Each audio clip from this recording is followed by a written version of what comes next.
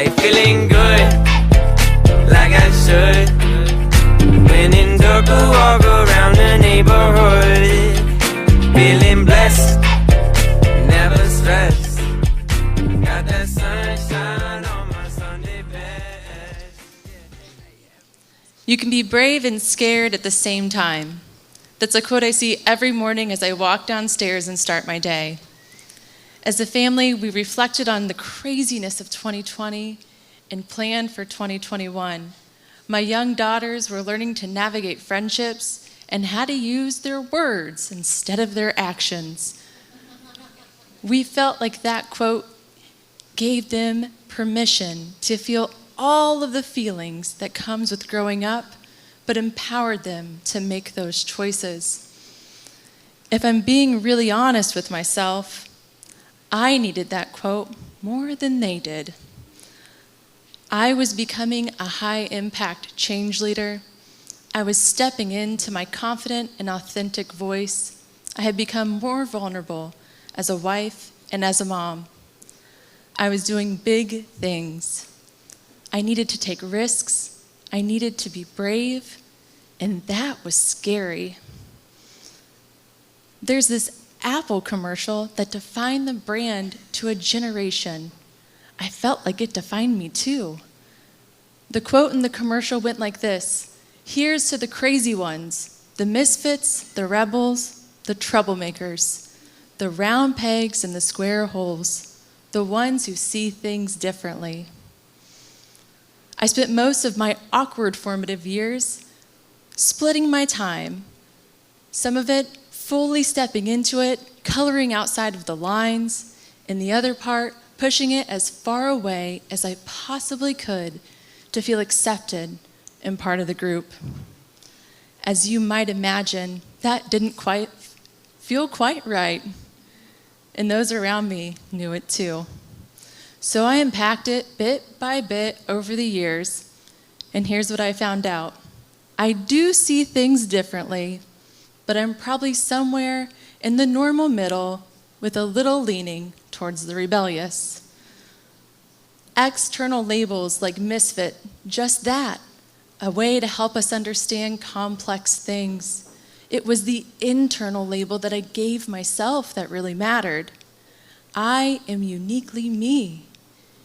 And with that label, I could go on to live into the more important part of that quote with my slight modification. The ones who are crazy enough to believe in themselves and think they can change the world are the ones who do. Accepting, embracing, and showing up as my authentic self every day is a brave choice I must make, but I know I can do it because I can do hard things. When I look around our house, we have pictures of our trip to Disney. They're full of laughter and memories and smiles, but the year leading up to that trip had been really hard. I was on a project at work where the work was unfulfilling. I lost my team to a mini reorg where I felt all of the weight to make it right for my people and the company and none of the input on the decision. I was in a negative headspace. I was tired, feeling empty.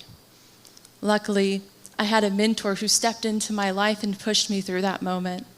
And this trip to Disney was about 5 months after that push. So I was walking around the grounds, giant Disney-adorned mug full of coffee in one hand and a stroller with a 2-year-old in the other. It was like we had the place to ourselves. It was quiet. The sun shined through the sky, and Hamilton lyrics floated through my mind. Look around at how lucky we are to be alive right now. And in that moment, gratitude filled my heart, and I decided to let God back into my life.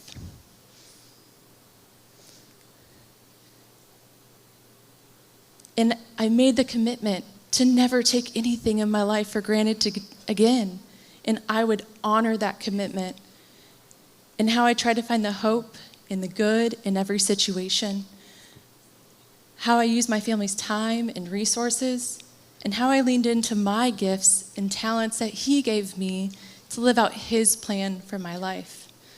Now, religion and God is complex, complicated, and I still grapple with it. Having faith in something I can't see and sometimes I cannot feel within me is a brave choice I make each day, but I know I can do it because I can do hard things. Now, call me crazy, but if I had the opportunity to clear all of the hard paths ahead for my girls, I would not do it. I believe dark, the opposite of light, pain, the opposite of joy, failure, the opposite of opportunity. We cannot have one without the other. Have you ever cried at the dinner table? You don't have to raise your hand, but I see you. I am you. And there's one time about 1.5 years ago that my girls just won't let me live down. Our work decided that they wanted to change why and how people were doing their jobs, and that meant changing the work they did and how they were organized to get it done. As a leader in that change initiative, I could see that I would likely be promoted at the end of it.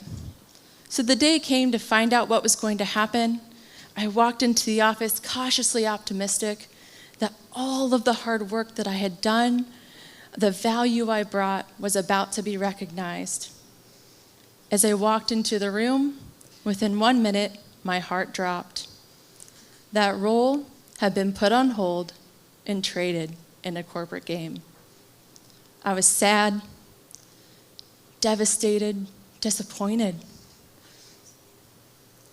I was hoping to spend that weekend celebrating with family and friends, and now I was left with another complicated story to tell and relive for the next few months. During that time, I turned to my favorite Harry Potter quote: "Happiness can be found even in the darkest of times, if one only remembers to turn on the light." It was my constant reminder that while I have no control over what happens to me, I always had control on how I responded to it. I could let it define me, or I could define it. An opportunity, a learning. And this time, I believed in myself. I believed in the different future I saw for our company, and I believed that God had a plan that I just couldn't see. So in the wise words of Anna from Frozen 2, I had to choose the next right thing. And I knew I could do it because I can do hard things. I remember these block letters above a chalkboard in grade school. They read, "What is popular is not always right, and what is right is not always popular. And what is right for me may not be right for you, and that's okay. You are beautiful in all that you are." I hope you live your life with gratitude in your heart, and if you believe God by your side, I hope you take risks and you fall down and you get back up with hope for a brighter tomorrow. And I hope you show up each and every day as the unique, complex, incredible person that you are. But I don't just hope this for you. I know it can be so because you can do hard things. Thank you.